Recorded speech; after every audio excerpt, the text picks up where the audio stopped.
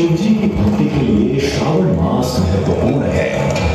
झारखंड के देवघर में स्थित वैद्यनाथ ज्योतिर्लिंग द्वादश ज्योतिर्लिंगों में से एक है।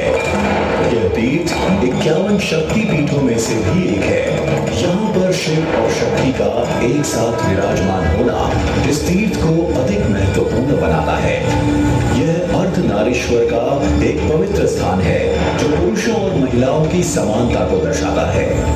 एक सादे पत्थर से बना बाबा वैद्यनाथ का पूर्वाभिमुख मंदिर 72 फीट ऊंचा है। इस अनूठे तीर्थ में लक्ष्मी नारायण मंदिर, मां पार्वती मंदिर, मां संध्या मंदिर और मां काली का मंदिर भी विद्यमान है। इस पवित्र भूमि में शिवलिंग की स्थापना श्री हरि अर्थात भगवान विष्णु द्वारा होली के शुभ दिन पर की गई थी। उस शुभ अवसर को आज भी हरिहर मिलन के रूप में मनाया जाता है। शहर में शोभा यात्रा का आयोजन होता है। भगवान श्री कृष्ण की मूर्ति को बाबा वैद्यनाथ के मंदिर में लाया जाता है। ये भारत का एकमात्र तीर्थ है जहाँ शिव जी को गुलाल भी अर्पण होता है। भारत के प्राचीन और अत्यधिक लोकप्रिय तीर्थों में से एक इस अद्वितीय तीर्थ में हर साल श्रावणी मेला लगता है। महीने भर चलने वाला श्रावणी मेला भारत में सबसे लंबे समय तक चलने वाले उत्सवों में से एक है। इस मेले में भारत भर से लाखों श्रद्धालु आते हैं। कांवड़िया कहे जाने वाले यह तीर्थ यात्री सुल्तानगंज से गंगाजल लेकर बोल बम का जाप करते हुए 108 किलोमीटर की पद यात्रा करके वैद्यनाथ मंदिर पहुंचते हैं। देवों के देव महादेव को गंगा जल का अभिषेक करते हैं और 3 वर्ण वाले बेल पत्र चढ़ाते हैं।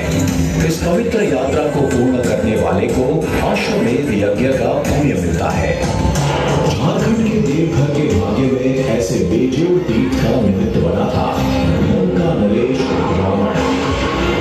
एक पराक्रमी शासक और विद्वान रावण महादेव का अनन्य भक्त था।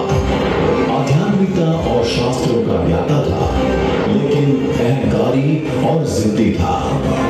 इसी अहंकार के कारण उसने भगवान शिव को कैलाश पर्वत से लंका ले जाने का मन बनाया। इसके लिए वह कठोर से कठोर तपस्या करने के लिए भी तैयार था। उसने अपना सिर शिव जी को अर्पण कर दिया। शिव जी ने उसे नया सिर दे दिया। उसने जब 10वीं बार अपने सिर का बलिदान दिया तब भगवान शिव उसकी तपस्या देखकर प्रसन्न हुए, उसकी इच्छा का स्वीकार किया, लेकिन एक शर्त पर। शिव जी की प्रसन्नता से स्वर्ग में हाहाकार मच गया। देवताओं ने भगवान विष्णु की मदद मांगी।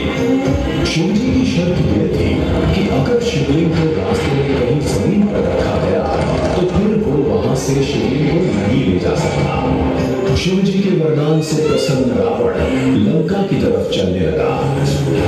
देवगण व्याकुल था। रावण के अधिक शक्तिशाली हो जाने के डर से चिंतित था। तभी भगवान विष्णु ने देवी गंगा का आह्वान किया और रावण के शरीर में प्रवेश करने को कहा, जिससे रावण को लघु शंका के लिए रुकना पड़े। कुछ समय पश्चात ही देवों की युक्ति सफल होती दिखाई दी, लेकिन रावण शिव जी का अनन्य भक्त था। वह जानता था कि लघु शंका के पश्चात बिना हाथ धोए शिवलिंग को छू नहीं सकता।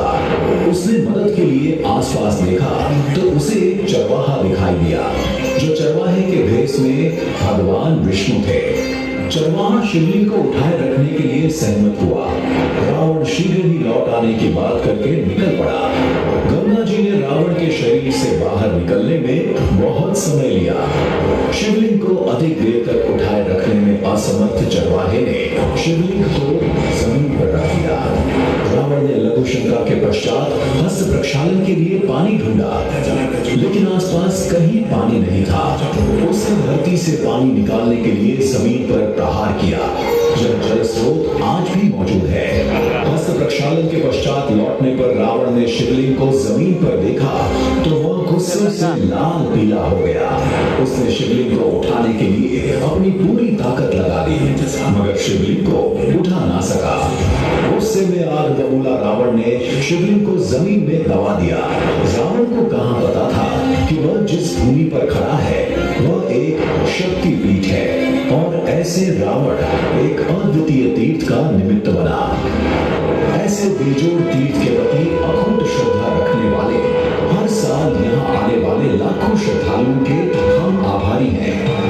बाबा बैद्यनाथ की कृपा सब पे बनी रहे, ऐसी प्रार्थना के साथ हम अंतःकरण से कहते हैं कि इस पावन भूमि पर आपका सदैव स्वागत है। जय बाबा बैद्यनाथ।